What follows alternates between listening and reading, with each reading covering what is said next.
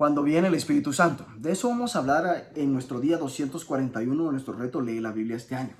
Recuerdo la primera vez que oré diciendo ven Espíritu Santo. Sabía que el Espíritu Santo había venido cada vez que los que habían liderado los fines de semana antes de mí le habían pedido que viniera. Aún así, no pensaba que fuera a venir en respuesta a mis oraciones. Cuando oré, ven Espíritu Santo, cerré los ojos porque no quería verlo, no viniendo.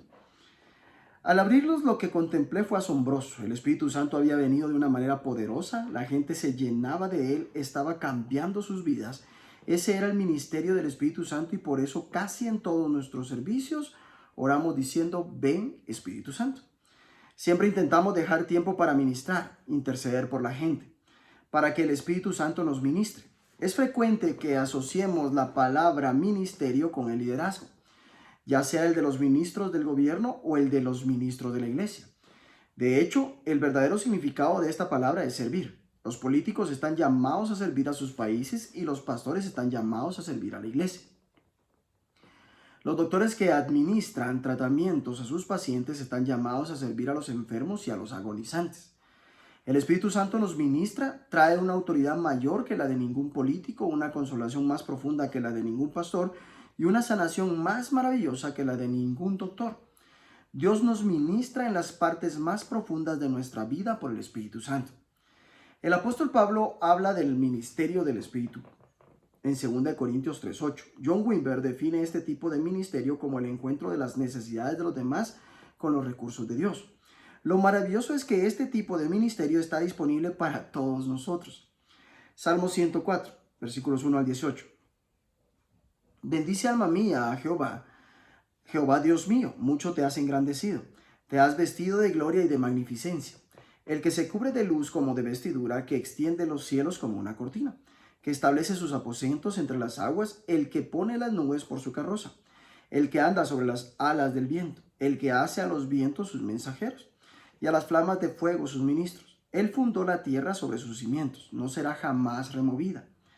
Con el abismo como con vestido la cubriste, sobre los montes estaban las aguas. A tu represión huyeron, al sonido de tu trueno se apresuraron. Subieron los montes, descendieron los valles, al lugar que tú les fundaste. Les pusiste término, el cual no traspasarán, ni volverán a cubrir la tierra. Tú eres el que envía las fuentes por los arroyos. Van entre los montes, dan de beber a todas las bestias del campo, mitigan su sed los asnos monteses, a sus orillas habitan las aves de los cielos, cantan entre las ramas. Él riega los montes desde sus aposentos, del fruto de sus obras se sacía la tierra.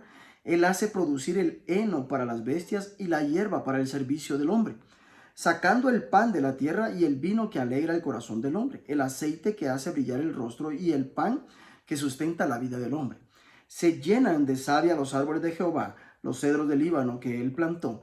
Allí anidan las aves, en las hayas hace su casa la cigüeña, los montes altos para las cabras monteses, las peñas madrigueras para los conejos.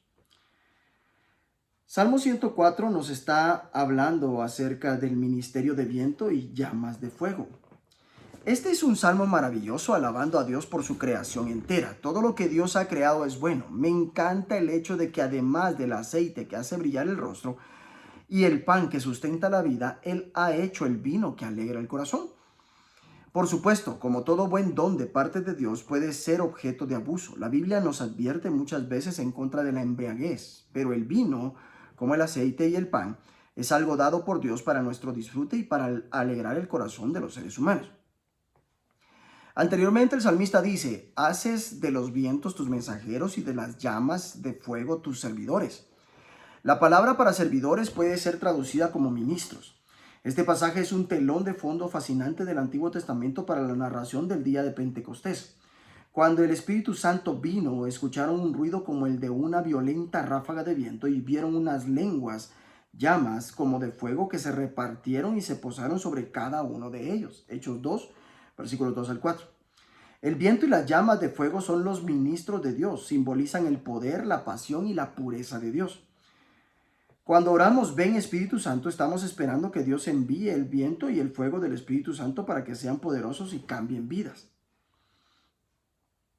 2 Corintios 2, versículos 12 al 17. Cuando llegué a Troas para predicar el Evangelio de Cristo, aunque se me abrió puerta en el Señor, no tuve reposo en mi espíritu, por no haber hallado a mi hermano Tito, así despidiéndome de ellos, partí para Macedonia. Mas a Dios gracias, el cual nos lleva siempre en triunfo en Cristo Jesús, y por medio de nosotros manifiesta en todo lugar el olor de su conocimiento, porque para Dios somos grato olor de Cristo en los que se salvan y en los que se pierden. A estos ciertamente olor de muerte para muerte, y a aquellos olor de vida para vida. Y para estas cosas, ¿quién es suficiente? Pues no somos como muchos que medran falsificando la palabra de Dios, sino que con sinceridad, como de parte de Dios y delante de Dios, hablamos en Cristo. Segunda de Crónicas 3, versículos 1 al 6. Segunda de Corintios 3, versículos 1 al 6. ¿Comenzamos otra vez a recomendarnos a nosotros mismos? ¿O tenemos necesidad, como algunos, de cartas de recomendación para vosotros o de recomendación de vosotros? Nuestras cartas sois vosotros, escritas en nuestros corazones, conocidas y leídas por todos los hombres, siendo manifiesto que sois carta de Cristo expedida por nosotros, escrita no con tinta, sino con el Espíritu del Dios vivo, no en tablas de piedra, sino en tablas de carne del corazón. Y tal confianza tenemos mediante Cristo para con Dios, no que seamos competentes por nosotros mismos para pensar algo como de nosotros mismos, sino que nuestra competencia proviene de Dios, el cual asimismo nos hizo ministros competentes de un nuevo pacto, no de la tierra, sino del Espíritu, porque la letra mata, más el Espíritu vivifica. Segunda Corintios 2 y 3 nos está hablando claramente acerca del ministerio que trae vida. ¿Cómo puedes traer vida a los demás? En este pasaje Pablo se describe como ministro de un nuevo pacto, no el de la letra, sino el del Espíritu, porque la letra mata, pero el Espíritu da vida. Por medio de ti la gente huele el aroma de Cristo. Por medio de nosotros esparce por todas partes la fragancia de su conocimiento. Pablo describe su ministerio como uno que siempre nos lleva triunfantes. Cuando un rey o un general han ganado una victoria importante, toda la ciudad sale a recibirlos. Traen ante ellos los prisioneros que han tomado y perfectamente los puede acompañar la dulce fragancia del incienso. Para algunos los prisioneros era olor de muerte, para otros los vencedores era olor de vida. Del mismo modo dice The Message, desprendemos una dulce fragancia que se eleva hasta Dios, la cual es reconocida por aquellos que están en el camino de la salvación, pero aquellos en el camino de la destrucción nos tratan más bien como si apestáramos a cadáver en descomposición. Por medio de ti la gente lee acerca de Jesús. La única Biblia que alguna gente lee es tu vida. Pablo escribe a los Corintios: ustedes mismos son nuestra carta, escrita en nuestro corazón, conocida y leída por todos. Es evidente que ustedes son una carta de Cristo, expedida por nosotros, escrita no con tinta, sino con el Espíritu del Dios viviente. No en tablas de piedra, sino en tablas de carne en los corazones. No todo el mundo puede leer libros o lo hará, pero todos aquellos con los que te encuentres pueden leer y leerán tu vida. Por medio de ti la gente escucha acerca de la relación con Jesús. Nunca deberías decir no valgo para nada, no puedo hacer nada. Por medio del ministerio del Espíritu Santo estás capacitado para llevar la buena nueva de Jesús a los demás. Esto debería darte una gran confianza, no en tus fuerzas, sino una confianza basada en Dios. Esta es la confianza que delante de Dios tenemos por medio de Cristo. No es que nos consideremos competentes en nosotros mismos, nuestra capacidad viene de Dios. El Espíritu Santo no nos da simplemente un nuevo comienzo en la vida, sino que nos da una nueva vida con la que comenzar. El viejo pacto, la antigua alianza, fue hecha por Dios por medio de Moisés, pero no tenía el poder de hacer que la gente llegara a hacer todo lo que Dios deseaba que ellos fueran. Acabó trayendo la muerte porque la gente no podía guardar la ley que estaba escrita en las tablas de piedra. La letra mata. Por otro lado, el ministerio del Espíritu Santo inscrito en tu corazón es un ministerio que da vida. El Espíritu Santo trae el cambio a la naturaleza humana. Nunca digas no puedo cambiar. Con el Espíritu Santo sí puedes cambiar. Es la diferencia entre una religión de normas y reglas que en última instancia ninguno de nosotros somos capaces de guardar, y una relación con Dios por medio de Jesús que nos trae vida y está en toda su abundancia. Juan 10:10. Ahora veamos 2 de Crónicas 33, versículos 21 al 25.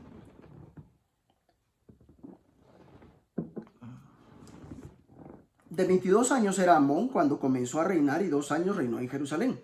e hizo lo malo ante los ojos de Jehová, como había hecho Manasés su padre, porque ofreció sacrificios y sirvió a todos los ídolos que su padre Manasés había hecho.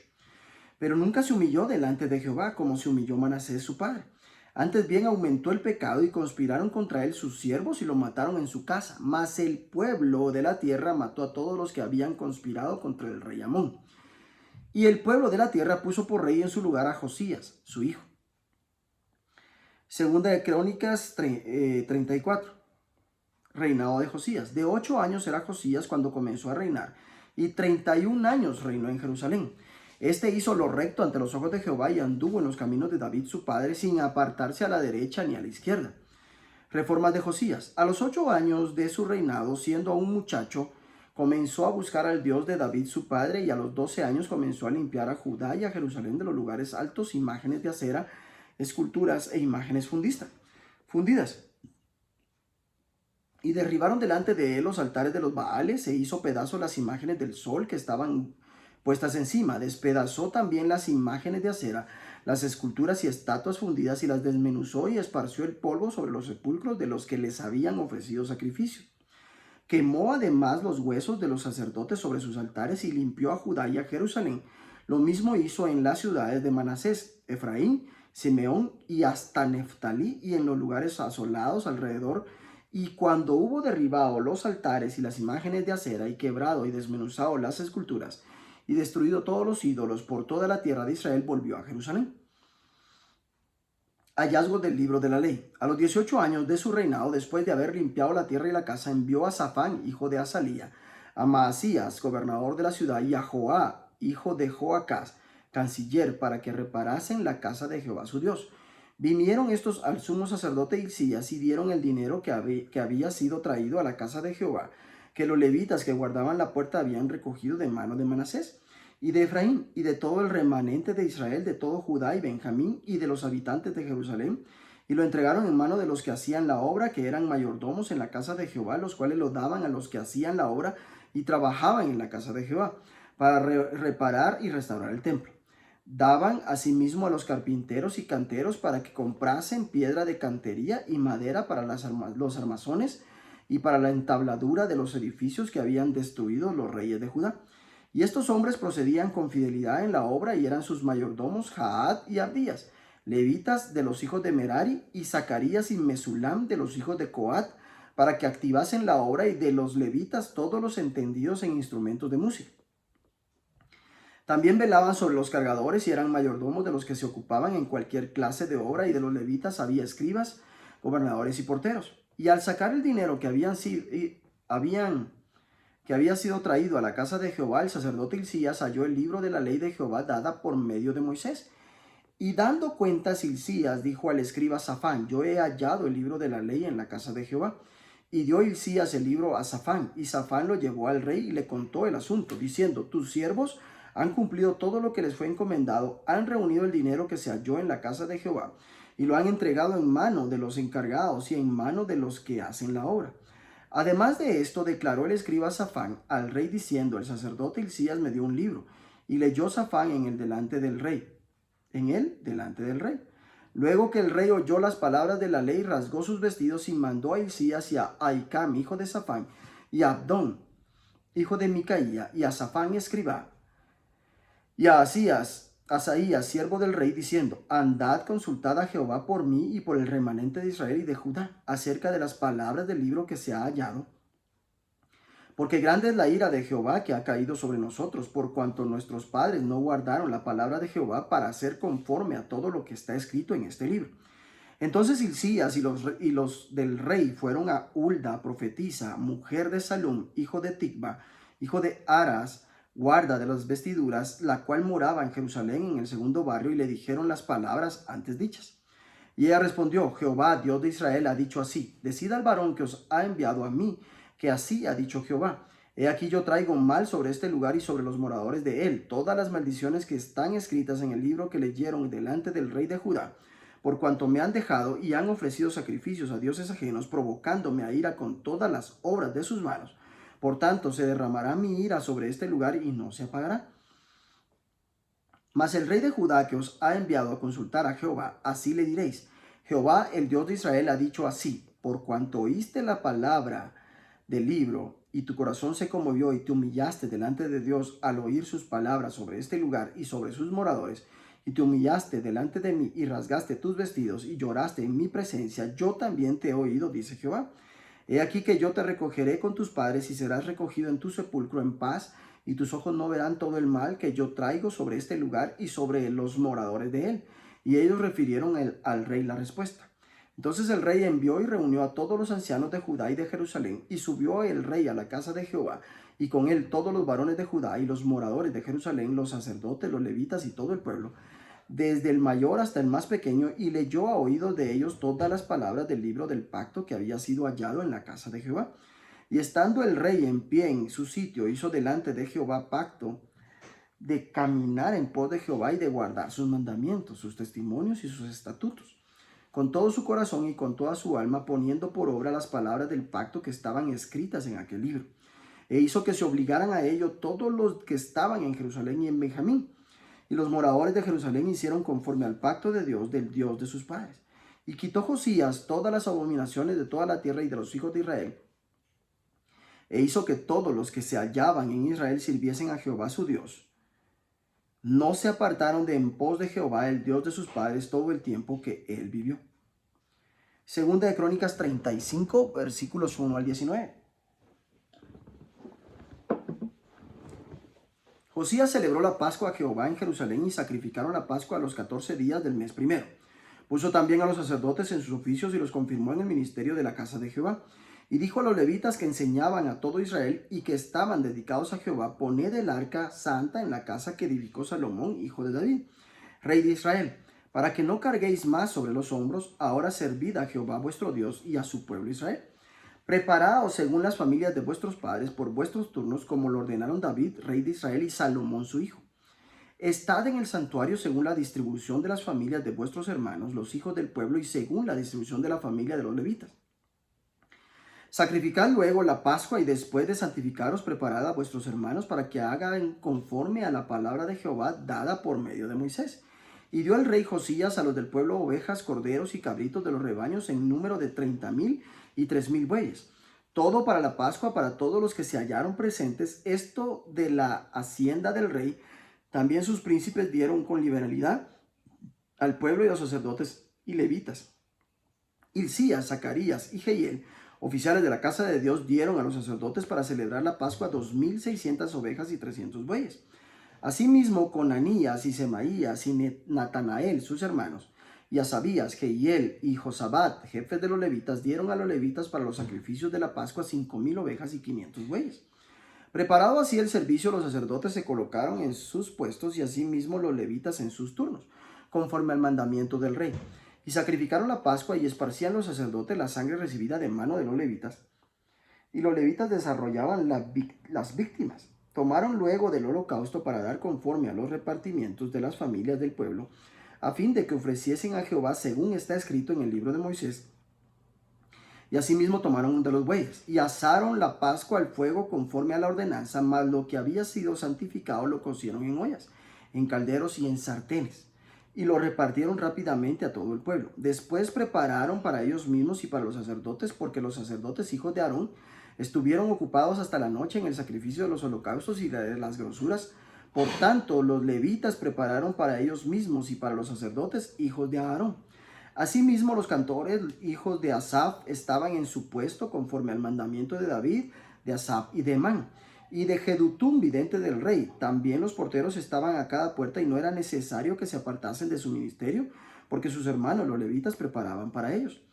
Así fue preparado todo el servicio de Jehová en aquel día, para celebrar la Pascua y para sacrificar los holocaustos sobre el altar de Jehová, conforme al mandamiento del rey Josías, y los hijos de Israel que estaban allí celebraron la Pascua en aquel tiempo. Y la fiesta solemne de los panes sin levadura por 7 días, nunca fue celebrada una Pascua como esta en Israel desde los días de Samuel el profeta. Ni ningún rey de Israel celebró Pascua tal como la que celebró el rey Josías con los sacerdotes y levitas y todo Judá e Israel, los que se hallaron allí juntamente con los moradores de Jerusalén. Esta Pascua fue celebrada en el año 18 del rey Josías. Segunda de Crónicas 33, 34 y 35 está hablándonos acerca de los ministros de una nueva alianza. Tim Keller define la alianza, el pacto, como la autodación solemne, permanente y completa de dos partes entre sí. Es una mezcla impresionante de la ley y el amor, una relación mucho más íntima y amorosa que lo que un simple contrato puede crear.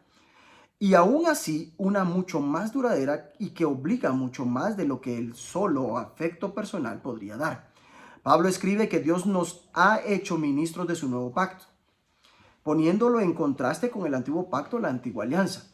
Aquí vemos algo acerca de esta antigua alianza. Después de Amón, quien fue un rey malvado que no se humilló ante el Señor, Josías se hizo rey a la edad de 8 años. Su fe se hizo viva cuando cumplió los 16 años y comenzó a buscar al Dios de su antepasado David. Limpió Judá y Jerusalén de todas las cosas malas, dejándolos inmaculados, y reparó y restauró el templo. Mientras hacía todo esto, encontró el libro de la ley del Señor dada por medio de Moisés. Viendo la antigua alianza, vieron que no habían actuado según lo que está escrito en este libro. Dios les habló por medio de la profetisa Hulda. Una vez más, aquí vemos en el Antiguo Testamento a una mujer en una posición ministerial destacada. En la audiencia para los hombres de Judá, el pueblo de Jerusalén, los sacerdotes y los levitas, Josías leyó todo lo que dice el libro del pacto que fue hallado en el templo del Señor. Después se puso de pie junto a la columna del rey y ante el Señor renovó el pacto. Se comprometió a seguir al Señor y a poner en práctica de todo corazón y con toda el alma sus mandamientos, preceptos y decretos, cumpliendo así las palabras del pacto escritas en este libro. La antigua alianza era un buen pacto, pero estaba escrito en tablas de piedra. Aun cuando la gente intentaba cumplir la ley, nunca duraba mucho ese cumplimiento. La reforma exterior solo duró mientras Josías estuvo allí para hacerla cumplir. Al final fracasaron en su cumplimiento. Ver Jeremías 11:13. La ley nos muestra la necesidad de un Salvador. Solo podemos guardar la alianza de Dios cuando recibimos el perdón de Jesús y por el ministerio del Espíritu Santo. La ley es inscrita en nuestros corazones. En el año 8º de su reinado, siendo aún muy joven, Josías comenzó a buscar al Dios de su antepasado David. Josías tenía 16 años. Nunca eres demasiado joven para tener una relación con Dios o tener la unción para el liderazgo. Señor, gracias porque somos ministros de un nuevo pacto y porque tu ley ahora está inscrita en mi corazón por el Espíritu, quien me permite caminar con Él y ministrar en su poder. Que Dios te bendiga.